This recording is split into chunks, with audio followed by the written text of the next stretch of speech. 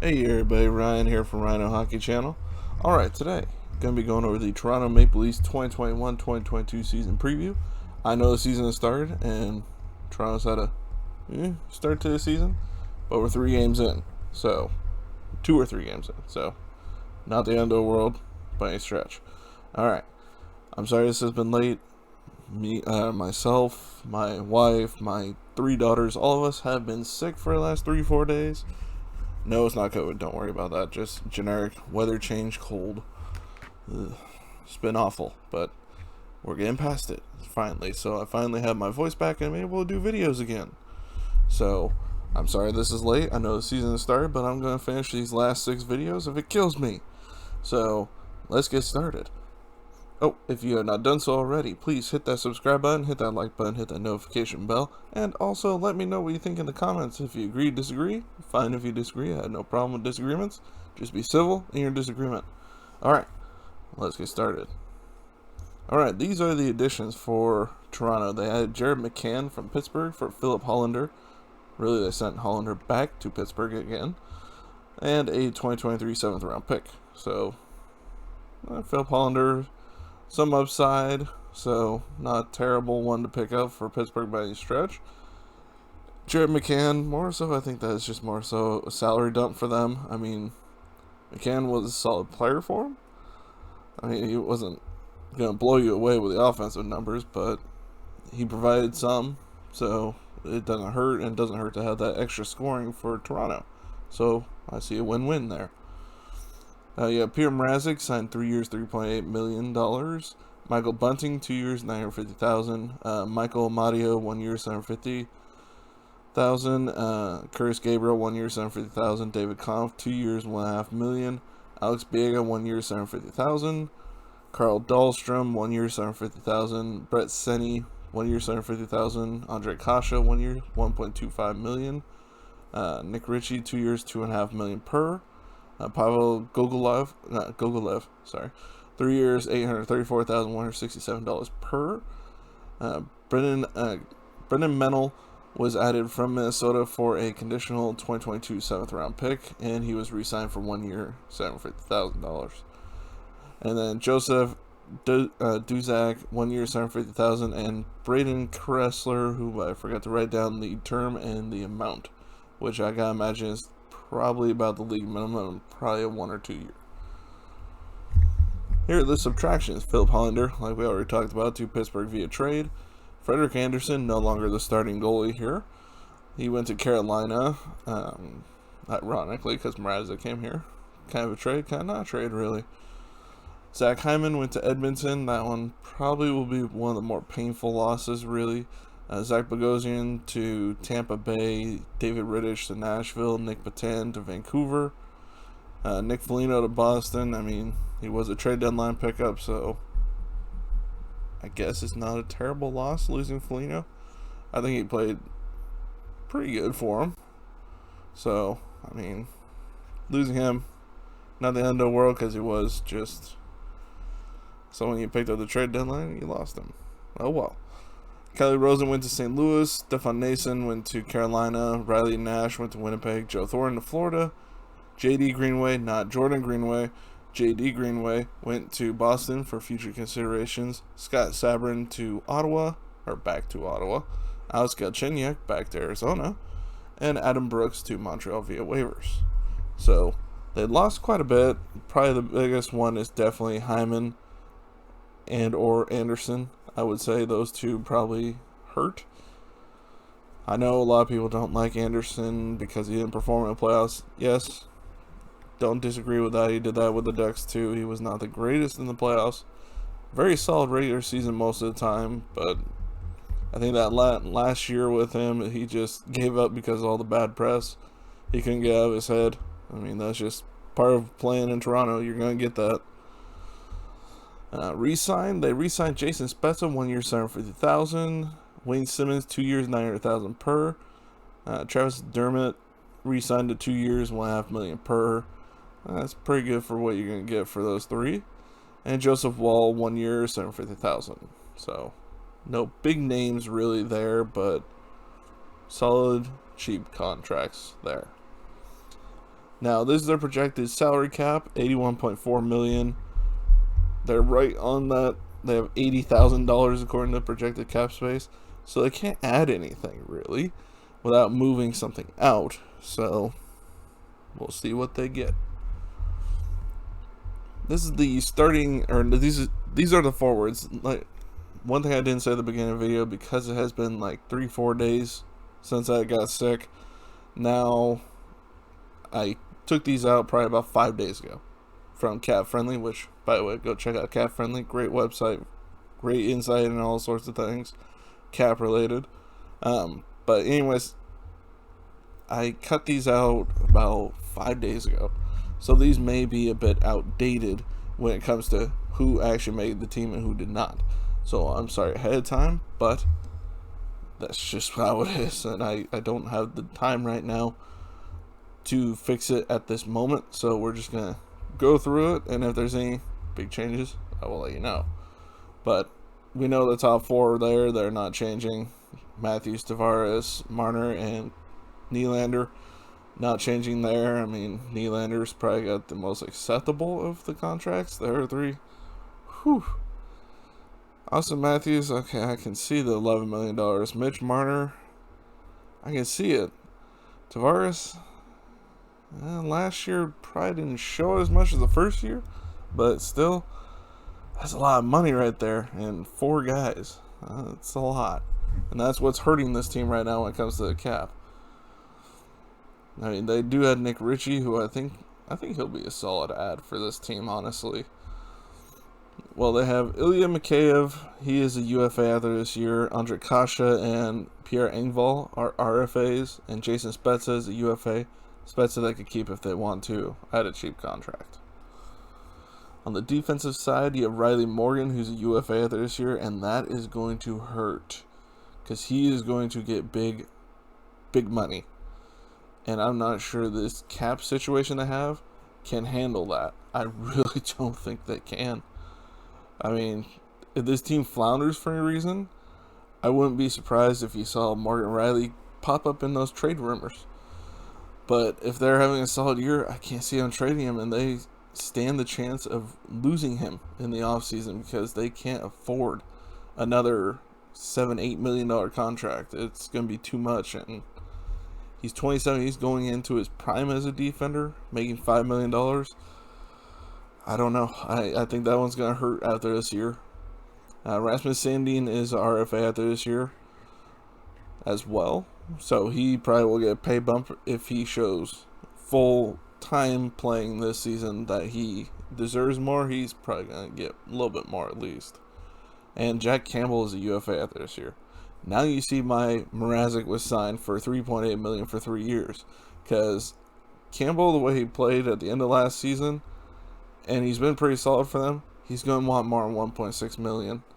So he is probably going to go bye-bye. So Mrazek will be the starter after this season is my assumption, because there's no way they keep Campbell and Riley. Maybe Campbell over Riley, but they aren't going to be able to afford anybody else. There's just no way, the way this is set up. At least Phil Kessel comes off the books out there this year. Yay! Bye-bye, Kessel! Your $1.2 million is not going to say much. Anyways, moving on to non-roster forwards. You got Kirill Semyonov and Curtis Gabriel and Brett Seney are all UFAs after this season. You have Michael Mario and Adam Brooks are both... Well, Adam Brooks isn't there anymore, so cut him off that list. Michael Mario is the only RFA after this season. So you got Rodin Amirov, definitely one of their top prospect. I mean, this team has not had a bunch of picks lately. Nick Robertson is one of their top ones for sure too. And honestly surprised he was sent down again this year. Really surprised. On the defensive side, they have a lot of free agents coming on the defensive non-roster side. Let's list the UFAs first. Alex Biega, Carl Dahlstrom, and Timu Kivihami is probably incorrect, and I am sorry ahead of time. Now for the RFAs, Timothy Liljegren, Mac Hollowell, Christians, Rubens, right? Yes. Brendan Mennel and Joseph Duzak. They have 2 non-roster defenders at this time signed after this season. Yikes. They're going to be spending not a whole lot on these guys. I mean, these guys aren't going to cost a whole lot. Liljegren, maybe if he ends up making the team and having a really good year, might be able to scrounge more than what he's getting now. But he also may end up at the league minimum. Don't know. On the goalie side, Ian Scott and Joseph Wall are both RFAs after this season, and Michael Hutchinson, honestly, I forgot that he went to Toronto. Michael Hutchinson is a UFA after this season, so there's your players. And here's your 2021 draft. Their first pick was number 57, so that would make it second round. That was Matthew Knees, or Knees. I'm going to say Knees, it sounds better. And they have a Ty Voigt and a Vyacheslav Peksa. So, 3 picks. 3. That's all they had. So, easy list to read through. And I don't see any of those being high-end top prospects. So, projects, yes. There's always that chance, but I don't see it. In 2022, they have their own first, second, and a conditional, their own 7th, but is conditional. They do not have a 3rd, 4th, 5th, or 6th. So they don't even have a lot to work with next year either. They have all their own picks in 2023 except their 7th round pick, and they have all their own picks in 2024. So at least they still have their first, and really with their cap situation, they really can't pick up a whole lot. So maybe they keep their first and second this year. Maybe. Here's their lineup according to Cap Friendly's depth charts. This is not how the lines ended up, I can guarantee that. But this is just their depth chart. So they have their first line being Richie, Tavares, and Marner. I really don't see that. But they also have Austin Matthews on the scratch list because he was hurt at the time. I know he just returned tonight because this video is being made on the 19th. Where are we on? Let me look at my phone. Hold on. Well, it's at the midnight, so now it's the 19th. But yes, on the 19th, this is being made. So he made his return on the 18th of October. So he is back in the lineup. Ilya Mccabe is on the injured list as well. On the second line, they're putting Bunning, Kerfoot, and Nylander. Nylander's still solid season last year. I still feel there's more there if he didn't have as many off-ice distractions. He seems to be more interested in how he looks versus how he plays. And if you put more effort into the play, I think he could be even better than what he is now. And he's a solid player. Don't get me wrong, I'm not saying he's a terrible player. It just seems like he's distracted sometimes. And this team has absolutely no killer instinct when it comes to the playoffs. That's why they lose in Game 7 in the first round every year. But hopefully, maybe they can figure that out this year. Maybe. Third line, you got Engvall, Kampf, and Kasha. Kasha only getting 3 games in last year before injury. I liked him when he was with the Ducks, and it sucks that he's hurt all the time. But I don't know what it is about the players from the Czech Republic. I just feel like they break really easily. I don't know why. Mrazek, he has health issues too. David Kampf is David Kampf. I mean, Chara is pretty solid. Wait, is he Czech or is he Slovakian? No, he's Czech. He's from the Czech Republic. But yeah, it just feels like a lot of the high-end offensive Czech players, it just feels like they get hurt a lot. Like Tomáš Hertl for San Jose gets hurt quite often. Martin Havlat back in the day, hurt often. Marian Hossa, not necessarily through fault of his own most of the time, but it was often hurt too. So, I know those are just a few, and there were many that don't have that problem, but it just feels like the really high-end ones that you can think of, a lot of them got hurt often. I don't know why. Maybe they were just, I don't know why. It always seemed like they were head injuries too. Is there something in this league that the players like to take out Czech players with head hits? What is going on? Okay, I'm moving on. This is a tangent now. Alright, fourth line. Amadio, Spezza, and Simmons. Then first D pair, they have Riley and Brody. Second pair, Muzzin and Hull. Third pair, Sandine and Liljegren. I'd be surprised if Liljegren plays the whole season, but I think Travis Dermott may end up playing instead of him. But we'll see. Maybe he makes the team. I'm not even sure. I had not watched a game yet for them. I'm sorry. I've missed a lot of games so far because between having newborn twins, all of us being sick, there has not been much energy to watch much of anything other than just take care of the kids, get everybody to sleep, and sleep. That's pretty much it. That's my life right now. Sleep, feeding, changing, sleep. All in just the same cycle. Those of you who have kids, you know what I'm talking about. Alright, goalies. Peter Mrazek, Jack Campbell. I think that'll be a solid duo. I really do, especially if Mrazek can be healthy and Campbell can be healthy. It could be a very solid duo.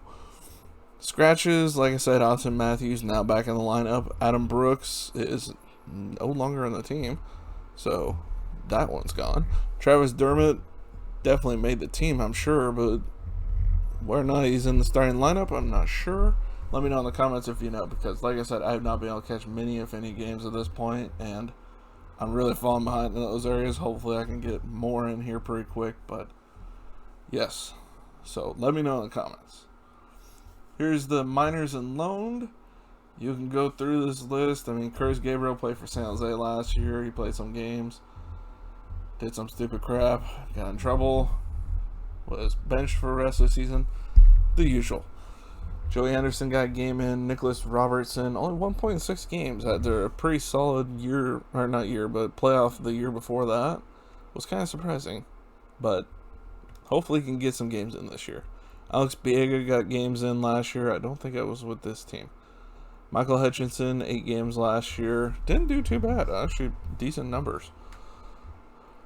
Then a loan list, you have Amiros. Obviously, he did not make the team. Then here's your prospect list. You can pause the video, go through all this. I mean, there's the highest draft pick on this list was 57th, and that's Matthew Knees, the guy they just drafted. After that, Ronnie Hervonen, 59th in 2020. So, other than that, everybody, oh no, there's a couple defenders in less than 100, but the rest are all 100 or higher.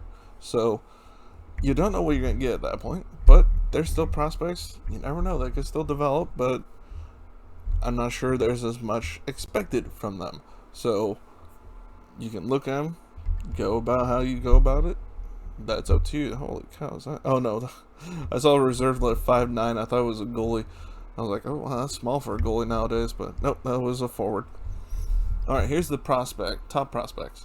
Nicholas Robertson is still the top prospect for his team. Left winger, 1 point in 6 games last year, like we already talked about, on 16 points in 21 AHL games.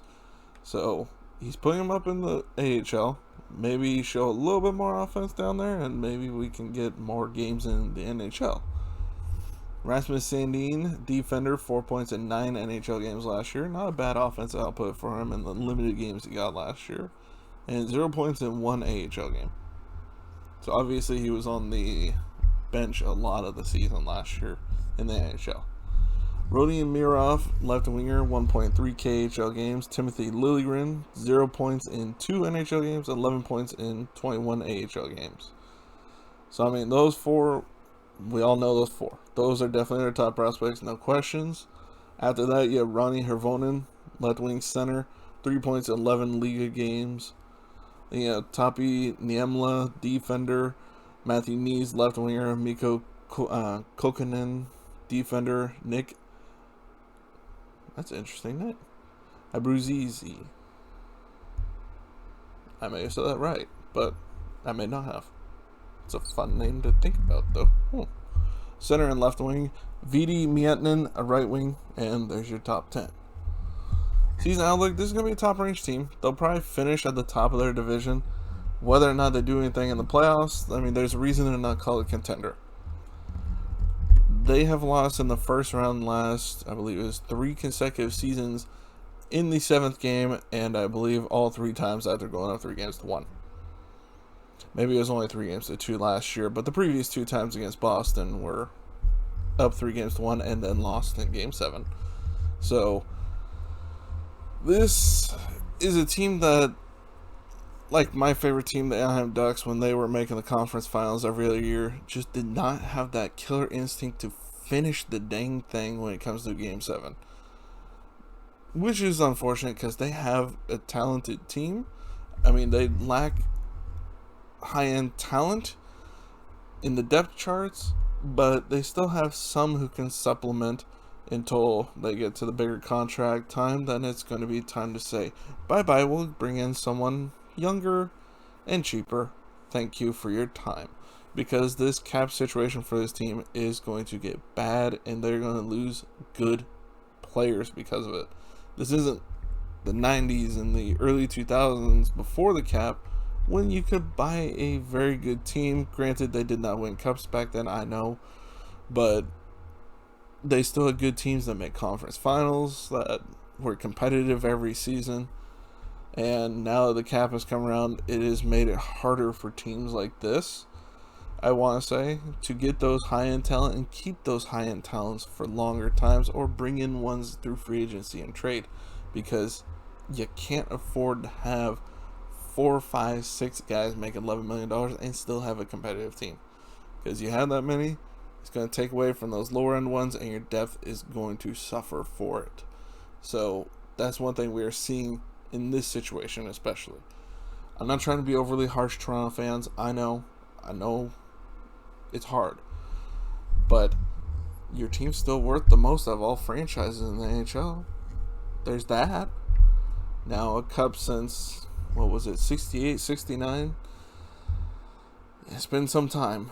It has been, and it'd be nice to see them get out of that first round, at least have a chance to get that cup. That would be nice. Well, I mean, just making a first round, you still have a chance, but getting past Game 7 in the first round may be that hump that once they break it, maybe they start being a more and more competitive team every year when it comes to the playoffs. But as of right now, they're going to be a top team. That's easy to say. I mean, barring injury, of course.